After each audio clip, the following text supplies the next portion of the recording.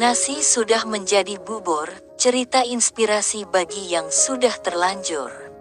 Nasi sudah menjadi bubur bukanlah kiamat. Saat keterlanjuran sudah berlalu, kita sering mengatakan, nasi sudah menjadi bubur. Betulkah ungkapan ini? Atau sekedar mencari pembenaran untuk tidak memperbaiki yang sudah ada?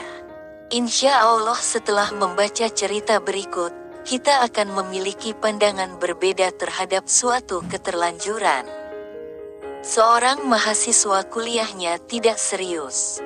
Kadang masuk kuliah kadang tidak, tugas terbengkalai, SKS yang harus dikejar masih banyak, dan jarang sekali belajar. Begitu ditanya ternyata dia merasa terjebak masuk ke jurusan yang dipilihnya karena dia hanya ikut-ikutan saja. Teman-temannya masuk jurusan tersebut, dia pun ikut. "Mengapa kamu tidak pindah saja?" tanya temannya. "Budi, biarlah. Nasi sudah menjadi bubur," jawabnya, "tidak peduli. Apakah kamu akan tetap seperti ini? Mau gimana lagi?" Saya bilang nasi sudah jadi bubur, tidak bisa diperbaiki lagi. Jawabnya berargumen.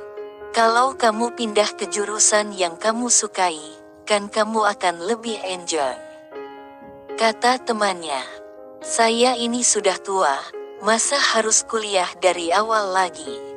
Saya terlambat menyadari kalau saya salah masuk jurusan. Jelasnya sambil merebahkan diri di kasur dan mengambil remote kontrol TV-nya. "Memang tidak ada yang bisa kamu lakukan lagi?" selidik temannya. "Tidak, saya sudah katakan berulang-ulang nasi sudah jadi bubur." Temannya pun diam sejenak, dia bingung melihat temannya yang sudah tidak semangat lagi. Kemudian dia teringat pada temannya yang memiliki nasib yang sama, salah memilih jurusan.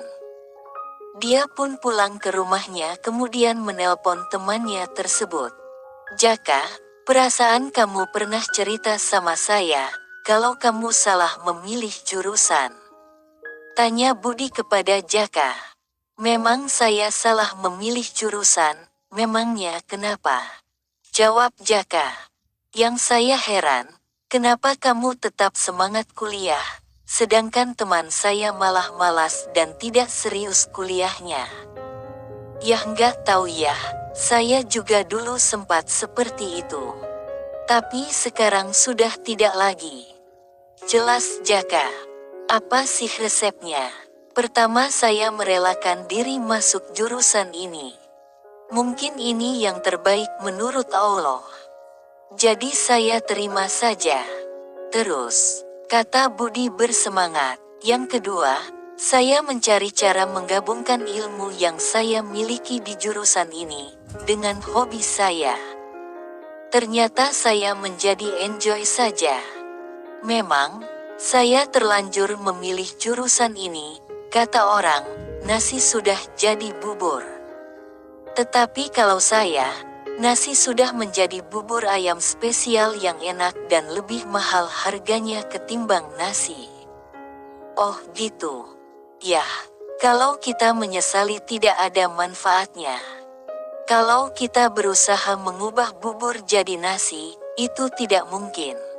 Satu-satunya cara ialah membuat bubur tersebut menjadi lebih nikmat. Saya tambahkan ayam, ampela, telur, dan bumbu. Rasanya enak dan lebih mahal," jelas Jaka sambil tersenyum lebar. "Semua tergantung Anda mau memilih makna apa. Bukanlah kondisi yang menentukan, tetapi bagaimana Anda memberi makna terhadap kondisi tersebut." Cerita nasi sudah menjadi bubur, dua orang yang mengalami kondisi yang sama tetapi memberi makna yang berbeda. Dari sana jelas, bukan keadaan yang membuat Anda semangat atau tidak semangat. Bukan juga kejadian yang membuat Anda termotivasi atau tidak. Yang penting adalah, bukan apa yang terjadi pada diri Anda, tetapi bagaimana Anda menyikapi dan memberi makna pada apa yang terjadi. Sekarang, Coba periksa kehidupan Anda. Bagaimana kondisi pikiran Anda saat ini? Apakah Anda merasa tidak berdaya, tidak semangat, loyo, kecewa, dan sebagainya karena sesuatu kondisi atau peristiwa? Kemudian, cobalah pikirkan makna yang lain.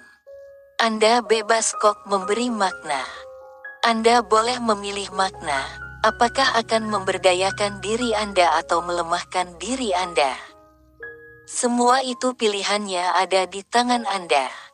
Pada kenyataannya, orang sukses lahir dari berbagai latar belakang. Orang sukses itu bisa orang yang sempurna atau memiliki keterbatasan fisik.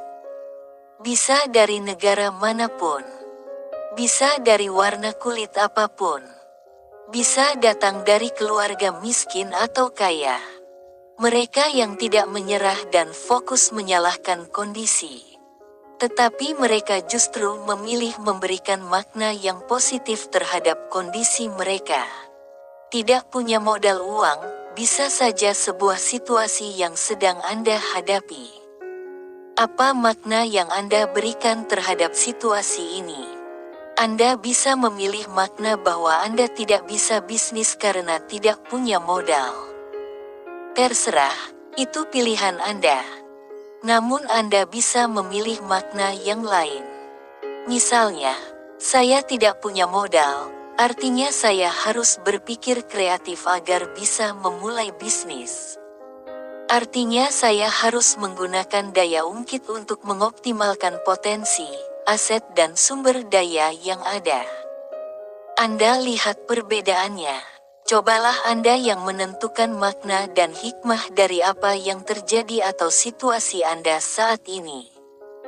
Berpikirlah lebih jernih agar Anda bisa menemukan makna yang memberdayakan Anda, bukan melemahkan Anda. Cerita ini diambil dari Rahmat Motivator Islami. Diterbitkan pada tanggal 9 April tahun 2018.